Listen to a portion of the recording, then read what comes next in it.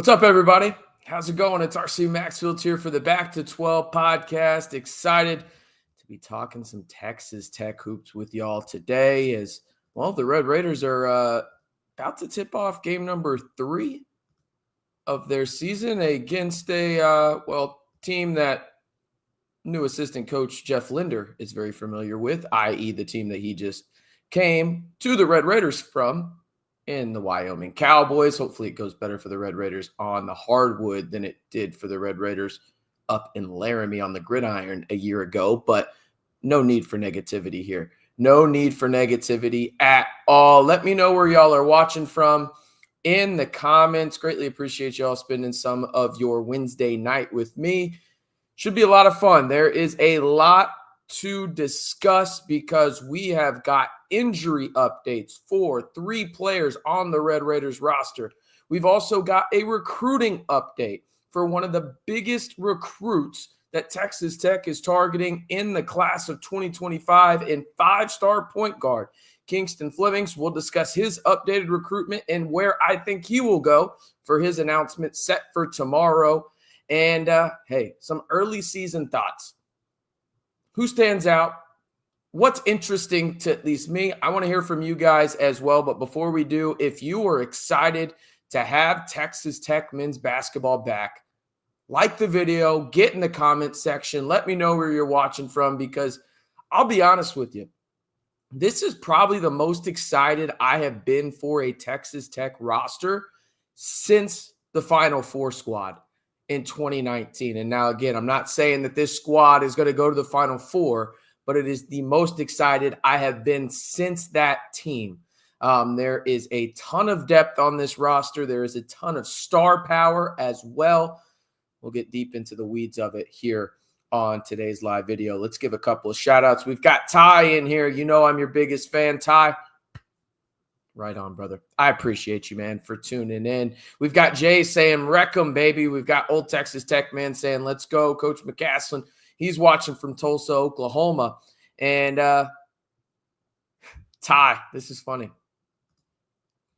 I'm just repeating what you say to my friends, and I feel like I know everything. Haha. Yeah, I'll be honest with you, Ty. I will be showing that comment to my wife later on tonight. I will be doing that for sure because she thinks I know nothing. Not about Texas Tech, but just in general, I think. And I'm being a little critical and making a little jab at her, but it's all good. She's not watching anyway. I appreciate y'all tuning in. I think where we need to probably start with this one, and again, you should have liked the video if you haven't already, is I think that really let's start and look at maybe some of the numbers in terms of, well, I just clicked myself off the screen there. Apologies. But in terms of some of the numbers for the Red Raiders from the standpoint of, okay, what have we learned through 2 games? And I want to preface something here. I don't really know if we've learned a whole lot, but I do think that we've learned maybe 1 or 2 things. And let's jump into it because as I just do a horrible transition there on the screen, let's look at the stats real quick for this Red Raider roster. And now, it's interesting in a multitude of ways here if you're a Texas Tech fan for the simple fact of, just like old Texas Tech man just mentioned in the comments, you've been hit by the injury bug early. You have your 2 primary guards not playing a single minute. In terms of primary guards, I mean your starting point guard in Elijah Hawkins, the transfer from Minnesota, and then the backup point guard in Christian Anderson, the 4-star freshman. They have not played a single minute. Now, you also haven't had Emily Yalahu as well, who was probably going to be in that 9th man range, 10th guy in terms of this rotation. So what do you do if you're Grant McCaslin and crew? Well, you look at the stats there. D5 has been really the lead guard for the Red Raiders, and that's just he's just a jack of all trades is D5. You've also had Chance McMillan be a lead guard at times, but really the guy that has stood out to me most, and this is saying something considering the year that he had his first year in the Scarlet and Black last year, is D5. He has elevated his game tremendously. He's averaging 12.5 points, 7 rebounds, 8.5 assists, only 2 turnovers, And his shooting numbers haven't really stood out, but he is getting everyone involved and really being that decisive guy in terms of making sure the order of operations offensively is going smoothly. Okay. And that's something that has really stood out with a lot of new faces. You think about it. You got Kevin Overton, who a guy, if you pay attention to SBI and are a member over there, which you should be, because we're giving you the best Texas Tech content on the internet, go join that message board and learn everything instantly in terms of Texas Tech men's basketball. You would know that I have been maybe higher than anyone else on Kevin Overton. Kevin Overton, I'll be honest with you, he had a stinker in game number 1, okay, against Bethune-Cookman. He had a stinker. You could tell he was nervous in terms of his first time playing in the Scarlet and Black, really the first time that he has probably played in front of that many people, right? Consistently, he's going to be great for this squad, I think, and arguably your best perimeter defender. He's a guy that has stood out. And yes, he's only shooting 20% from 3 people. He will be better. It's very limited there. But you're shooting 45% as a team. Obviously, the standout there is Kerwin Walton, who just shoots absolutely lights out 7 threes in game number 1 for him this season. But JT Toppin is really the guy that I think everybody was the most excited about. 22, 7.5, 1.5 steals, 3 blocks per game, and he's shooting really, really well in terms of efficiency. 78.3% from the field, 78% from the free throw line, and 50% from 3, albeit in 2 opportunities, right? As I put myself back on the screen here, this roster is really freaking. Is why I'm so excited about it. And again, come at me if you want in terms of RC. It's Bethune-Cookman. It's Northwestern State. They're just playing Wyoming tonight. I get it. But in the transfer portal era, you need to see these kinds of things happen quickly. And that's why you hear Grant McCasland talk about having a better strength of schedule moving forward, right? But you play who's on your schedule and you want to look good doing it. Now, against Northwestern State, they kind of struggled a little bit. Right? It was not pretty really at all for about the first, I'd say about 30 minutes. I mean, they were in the lead were the Red Raiders, but it was a lot closer than you thought it would be in terms of just looking at them, right? In terms of the stature of the programs. Overall, though, I think Texas Tech is going to continue to gel, and I like the fact that you're seeing some of these lineups that are non-traditional in the sense that Grant McCasland obviously thought about them. The coaching staff obviously thought about some of these lineups, but I like the fact that they're using some of these lineups that maybe aren't traditional in the way of thinking due to the fact that you do have Elijah Hawkins on the roster, due to the fact that you do have Christian Anderson on the roster, right? D5 would be a primary ball handler at times, but not for this long period of time. Same with Chance McMillan, right?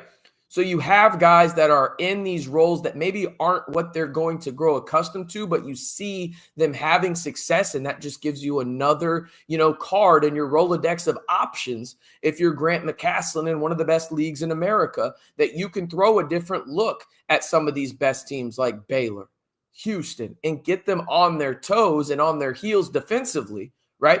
In the sense of, okay, yeah, they've used it, but they also have Elijah Hawkins, who we have to account for.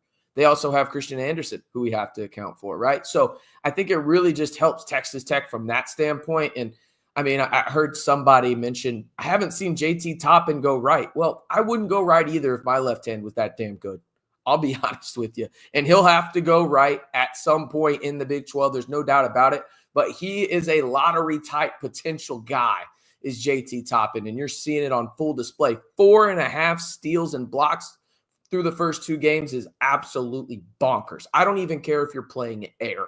That is bonkers type stuff. Let's get to the comments real quick. Watching you before I head to the basketball game at the USA. There we go. Metal Pro, Mario Pro. We appreciate you tuning in right there. And here we go. Let's get into the injury stuff because I've mentioned Elijah Hawkins already. Let's jump in there real quick. This from Connor. So do you think Hawkins plays tonight? He is a true game time decision.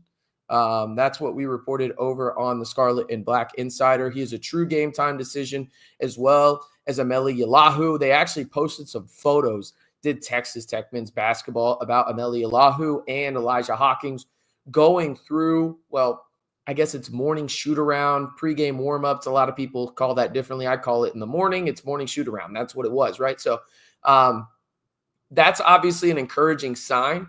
I don't know if we see them tonight, but if we do, I would think it does it on a very limited basis. But also at the same time, I don't think they're going to play Elijah Hawkins or Christian Anderson until they know for sure, like, okay, there is not a percentage chance in terms of re-injuring that is greater than whatever that number is. Because obviously there's a chance of re-injuring any injury because, well, it's basketball. It's a physical activity, right? But I think that there's got to be a comfort level with that. And I think it's more likely that we see Elijah Hawkins tonight than Christian Anderson and maybe Ameli Elahu, but I don't know the percentage chance. It's a true game time decision. So some people qualify that as a coin flip. I'm going to tell you it's a game time decision because I don't think it's fair to put a percentage out there because we're not watching pregame warmups right now in terms of how those guys actually feel. But that is the injury update for the Red Raiders, and one that I feel good about. I don't think there's a reason to really push Elijah Hawkins or Christian Anderson in the sense of, I think probably you want to get them out there before you head up to New York and you play in that classic up in Brooklyn against St. Joe's in the first game. You want to see them get a little bit of action before that, but I don't think it's necessary, specifically on the Elijah Hawkins front, since he is a fifth-year senior, a guy that has played a ton of college basketball. Like, he'll be fine. It's more so on the Christian Anderson front, considering, do you want a true freshman that is coming off of an injury to have his first collegiate game in a neutral site in New York? Is the moment going to be too big? I would say no, because I think Christian Anderson is an absolute dog. But I think at the same time, like, hey, you probably want to ease him in and at least get him a couple of minutes before that happens.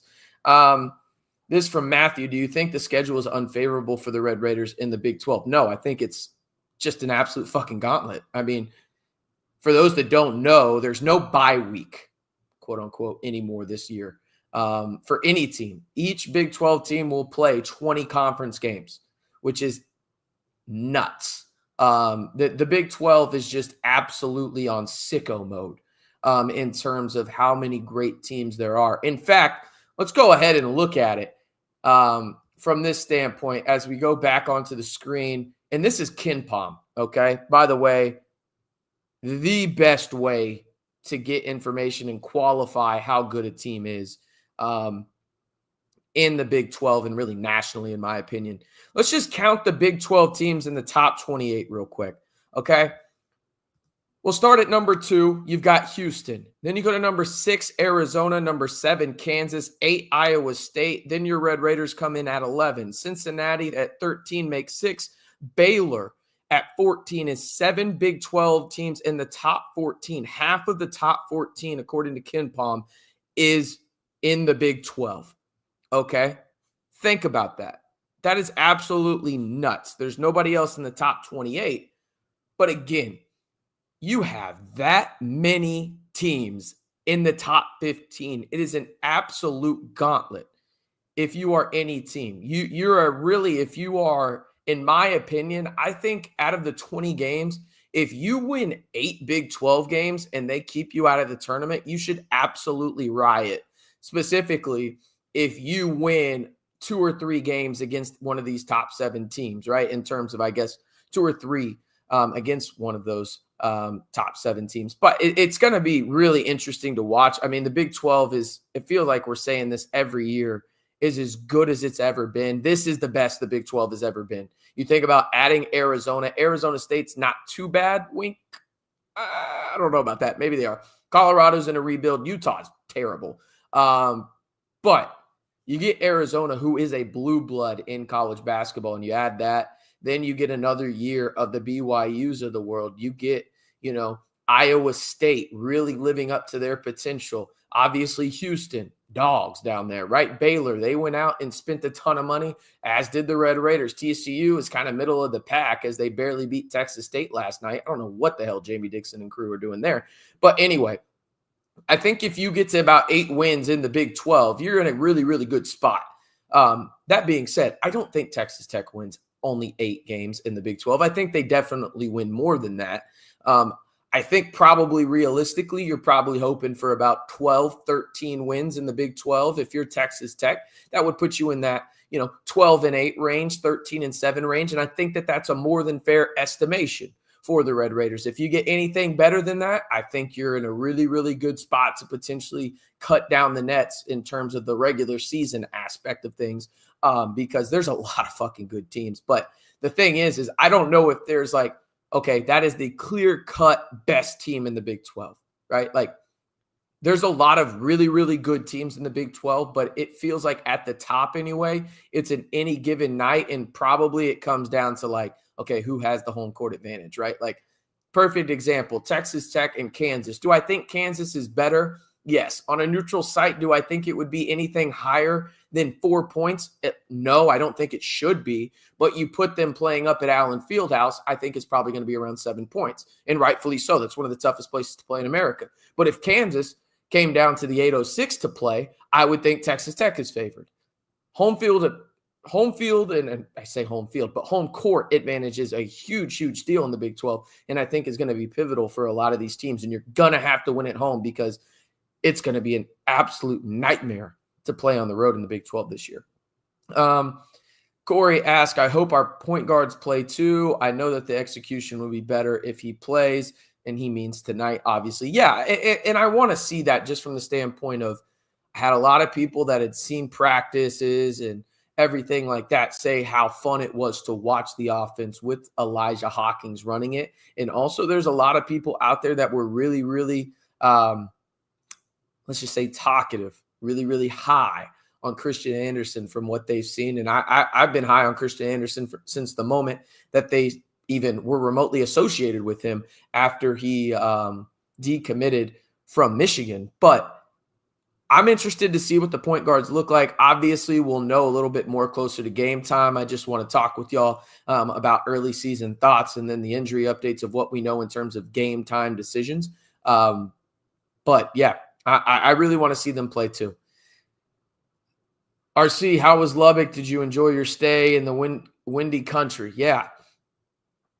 Love it, man. Every chance I can go back out to Lubbock, I absolutely love it. The atmosphere for Colorado, obviously not the outcome that Texas Tech fans wanted on the gridiron, but the atmosphere posted over on Twitter was 10 out of 10. I mean, it was one of the most, from an environment standpoint, enjoyable games I have been to out in the 806. I went to Oregon last year. Colorado cleared in terms of the environment. It was a lot of fun.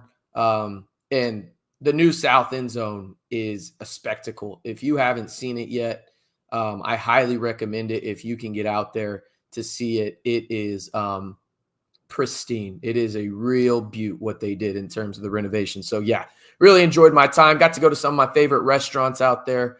Dirk's, Fun Noodle, went to Chimmy's, of course. Hashtag none of those people are a sponsor, but if they want to be a sponsor, let them know they should be a sponsor. Okay. Let them know if they want to be a sponsor.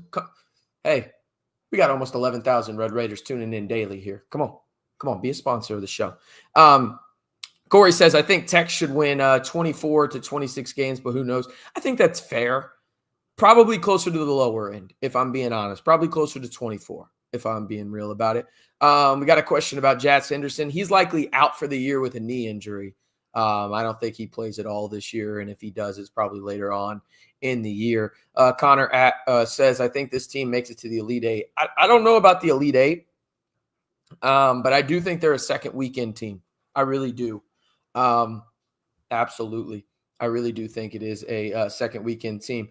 We got quite a few people in here. If you haven't already, be sure to like the video, hit that subscribe button if you want not quite daily Texas Tech videos, but we're giving you about 3 or 4 a week and keeping you up to date on everything you need to know. Latest injury updates. Did that in this video. Check.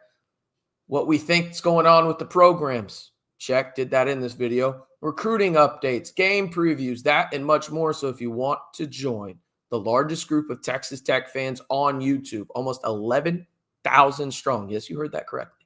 Almost 11,000 passionate Red Raiders. All you got to do is simply like the video and hit that subscribe button. All right. Let's get into the recruiting news, or the recruiting nugget, I guess I have. And it pertains to five-star point guard Kingston Flemings, who is down to his top two and is set to announce his college commitment tomorrow, I believe, on 247 Sports YouTube page. Go check out their Twitter to see if that's true. I could be steering you wrong. But anyway, he's set to announce tomorrow. And it's between the Cougars of Houston and your Texas Tech Red Raiders. Okay. As of right now, what I am hearing from a source that is close to the Kingston Flemings family and situation, it sounds like, and the word that they used was, it is a strong lean towards Houston. Okay. Can things change in the last minute? Lord knows we can. Recruiting is absolutely fucking crazy.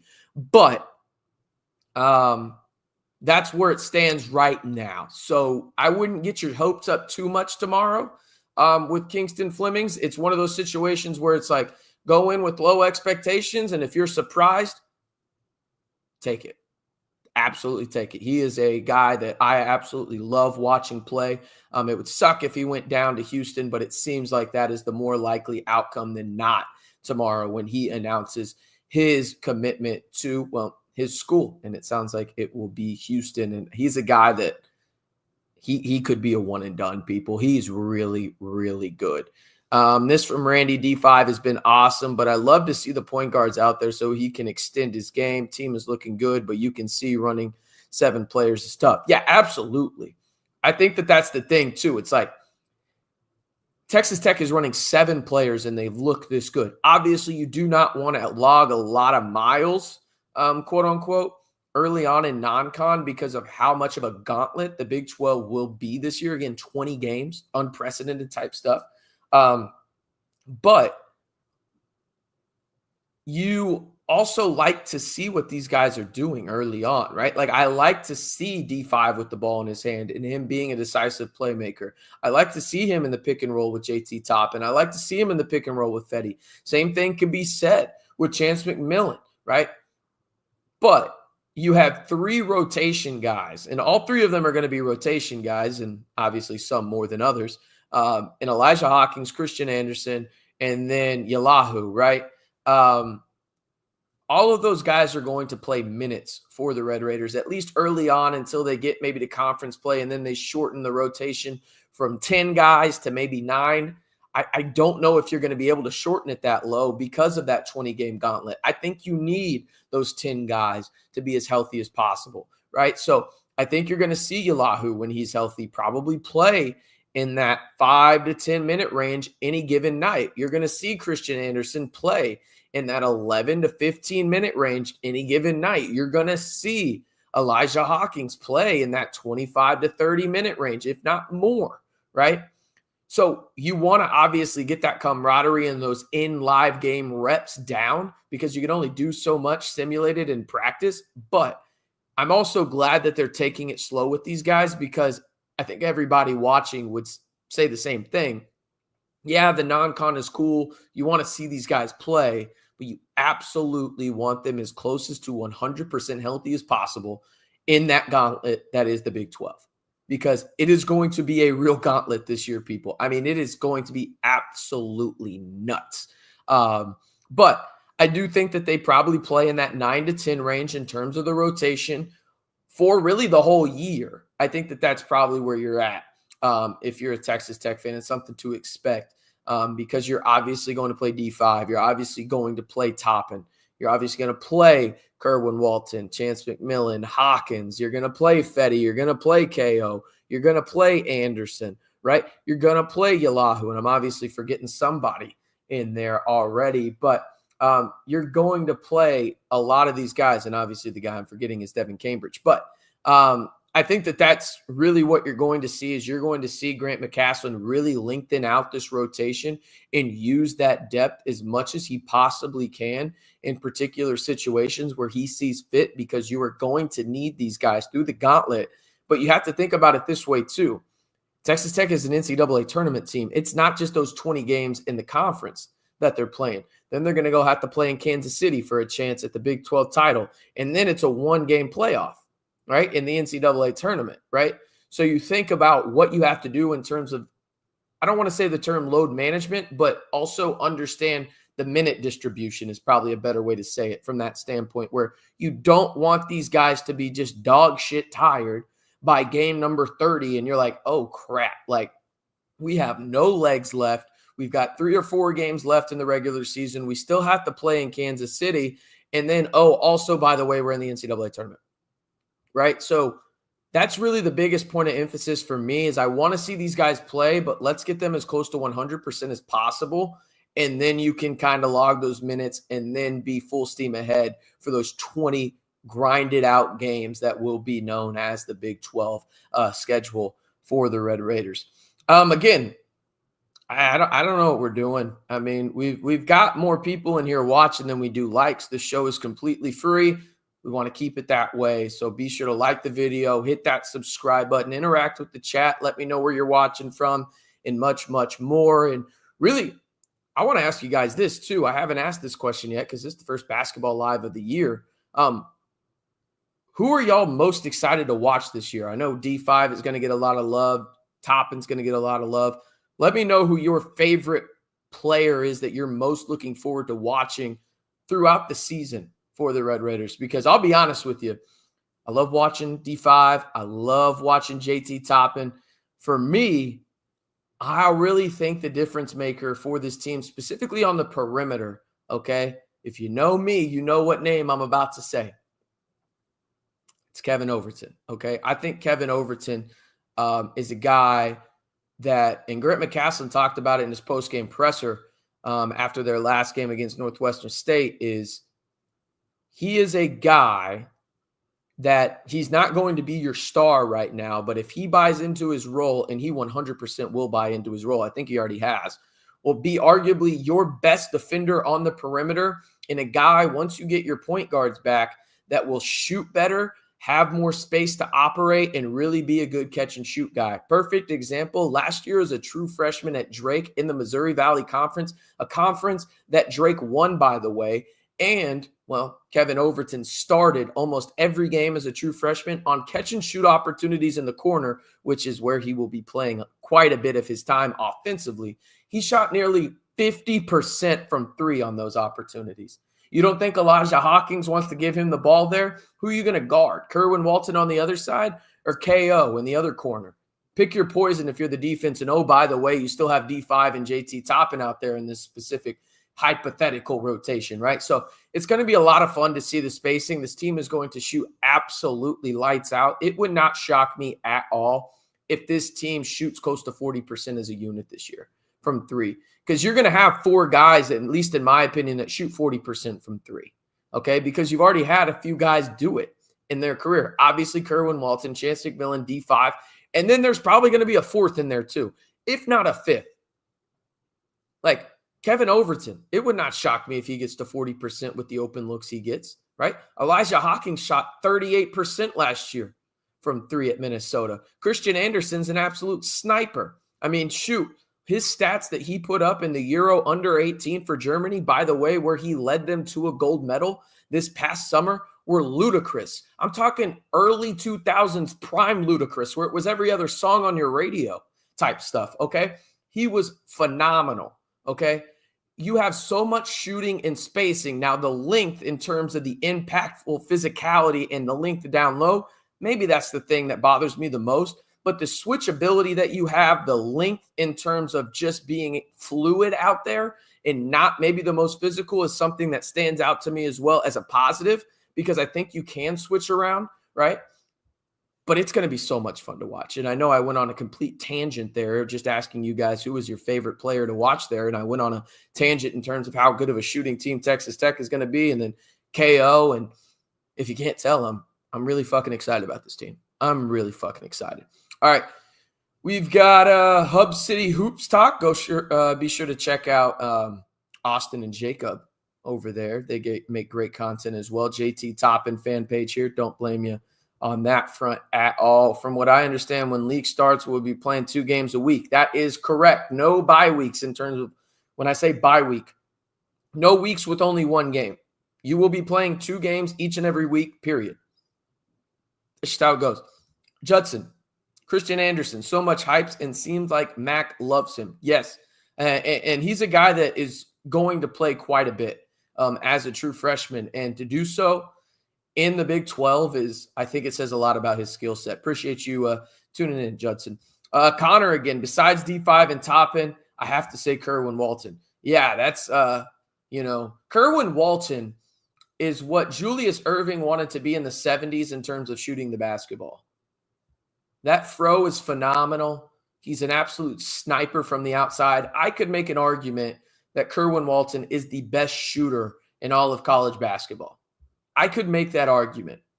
Now, some people may disagree, but I could definitely make it. Let's see here. Corey says, I'm enjoying watching this team. This team can be something special. Agree wholeheartedly. I mean, when I watch this team, again, this is the most excited I have been about a roster for Texas Tech since the Final Four squad. And that includes the roster that had, K-Mac, Terrence Shannon Jr., Kevin O'Banner, Bryson Williams, those guys. Like, that was a fun roster, but I think this roster truly has the potential to do something special because I think you have legitimately 2 bona fide superstars in the Big 12. And yes, some people will call that bias, rose-colored glasses, scarlet-colored glasses, whatever the hell you want to say. But legitimately, D5 and JT Toppin are bona fide superstars in the Big 12, okay? Are they the best players in the league? No, I'm not going to say that. But they are definitely in that top 10 echelon, right? And if anybody tells you differently, they don't know shit about basketball. Just turn on the film and show them, okay? Because against the best competition, those guys show out. It's just the truth.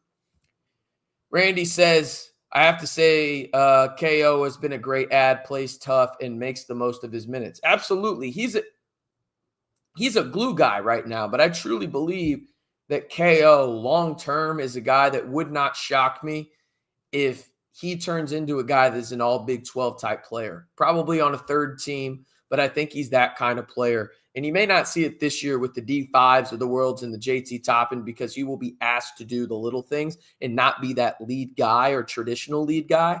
But yeah, man, I'm really excited about KO. I think it's phenomenal, man. And you know what? Let's go ahead and put this back on the screen in terms of the stats real quick. These are your leaders. As you take a quick look and I get a little bit of water. JT Toppin, again, it's 2 games. I get it, people. They really haven't played anybody. As advertised so far, Kerwin Walton has looked great. Chance McMillan has looked phenomenal. And then D5 is the guy that stands out in just terms of doing everything, right? From the 12.5, 7, 8.5. Not shooting the ball too great, but still looking solid from that front. Fetty is going to have to get his free throw percentage up. But overall, I mean, this team has looked really, really good and is a team that I think long-term, is only going to get better in terms of spacing. Think about this right now. Texas Tech is shooting 45% from 3, nearly 55% from the field, right? I would expect that those numbers have the potential to go up just from the sheer standpoint of I get it. Long-term, they're probably going to go down a little bit. But overall, think about this. The spacing for this team is only going to get better when you have a traditional point guard out there and arguably the best passing guard in all of college basketball. Just go look at the stats from his time at Howard and also Minnesota, talking about Elijah Hawkins. You get a guy like that back who is just absolutely a killer in the pick and roll, and that's what Grant McCasland loves to run most. And you have 2 guys that can set picks at an elite level that are in the front court, and JT Toppin and Federico, not to mention a guy in D5 that's a really good screener as well. You got guys off the ball that can run around and create space in Chance McMillan, Kerwin Walton. I'm not trying to overhype this team, but I think I'm just trying to express to you guys as I get back on the screen, I really think this team is good. I really, really think this team is really, really good. And I think, I had it in the preseason video in terms of expectations. I think that this team is a second weekend team. And again, Are we going to learn that they're a second weekend team in non-con outside of maybe one or two games that they play, against Texas A&M, St. Joe's, and maybe whoever else they play up there in New York, whether that's Syracuse or Texas? Like, I guess you could a little bit, right? But you're really going to see this team in action and see what they do in terms of the impact and the depth and the impactful depth that they have when they start playing in the Big 12.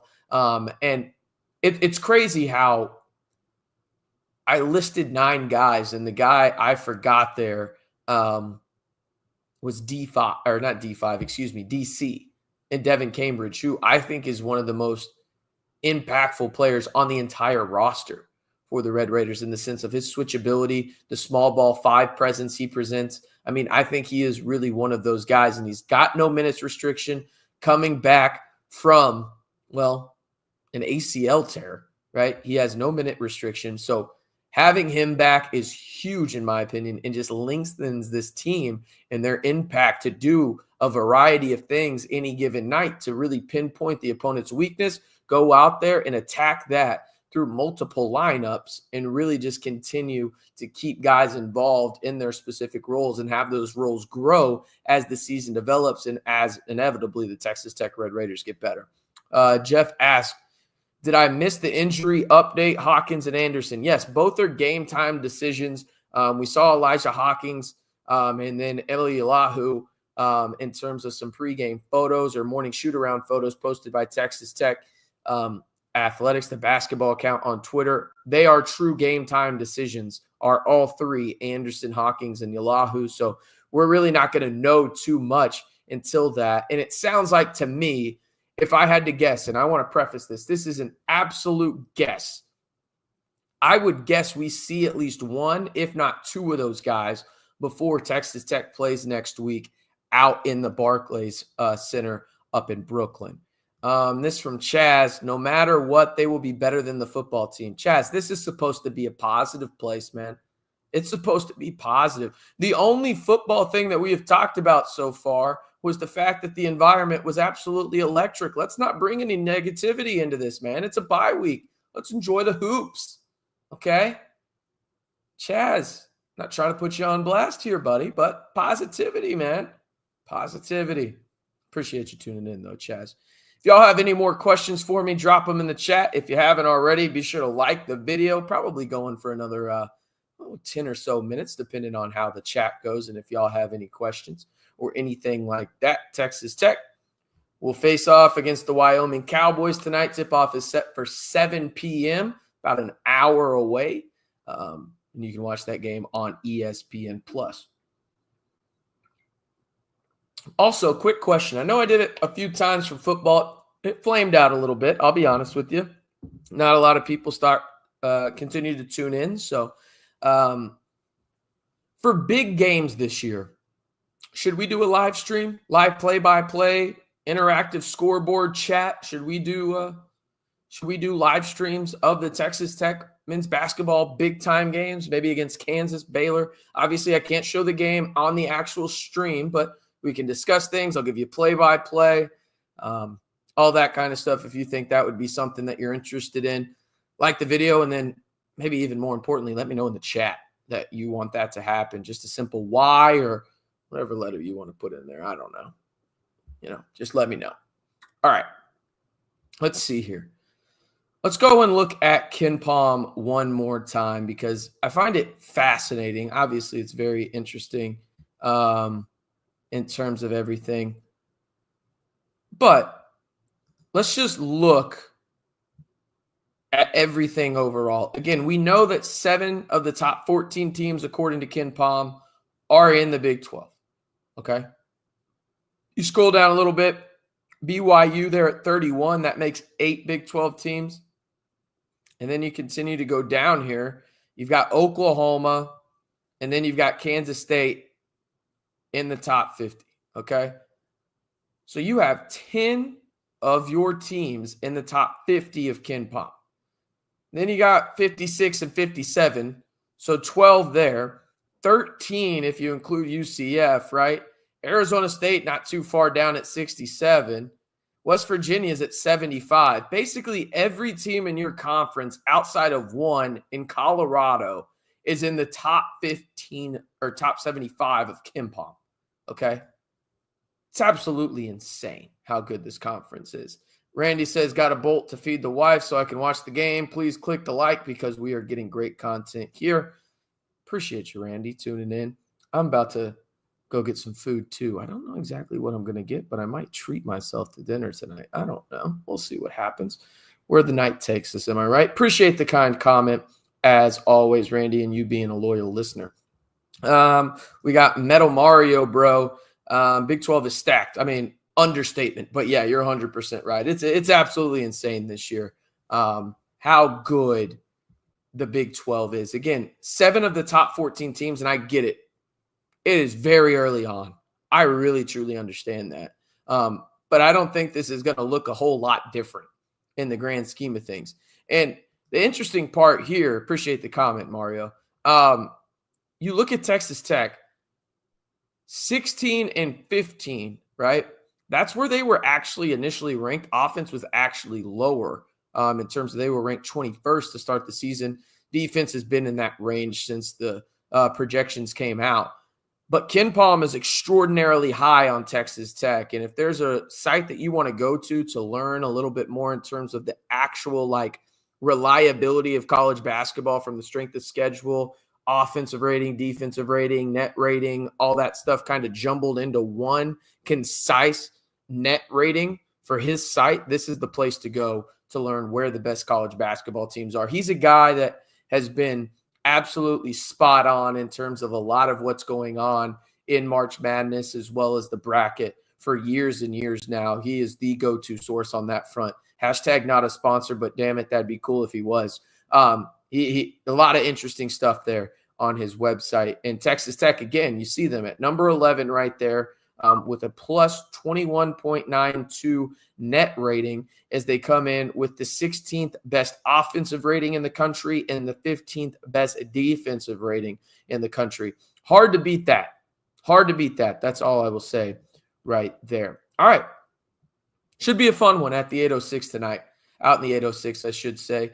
Out at United Supermarkets Arena, the Red Raiders are set to face off against the Wyoming Cowboys and look to improve to 3-0 on the season. I am RC Maxfield reminding you one last time. I know y'all probably annoyed with me, but it really does help the channel quite a bit if you simply like the video, hit that subscribe button, and turn on that notification bell for 100% free Texas Tech content, whether it's on the gridiron. We won't talk about it. We won't talk about it. Or on the hardwood. That's what we'll talk about more than anything right now.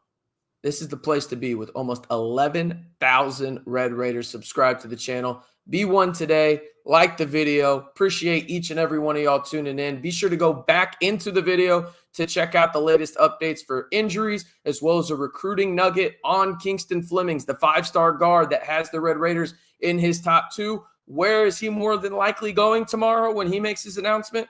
I'll let y'all know in the video back there in the back, so be sure to go watch that. As always, stay safe, and most importantly, Rec 'em Tech.